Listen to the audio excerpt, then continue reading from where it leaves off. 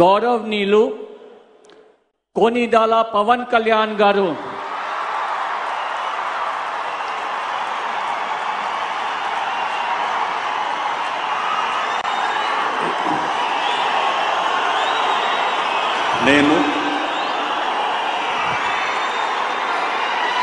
కొనిదెల పవన్ కళ్యాణ్ అనే నేను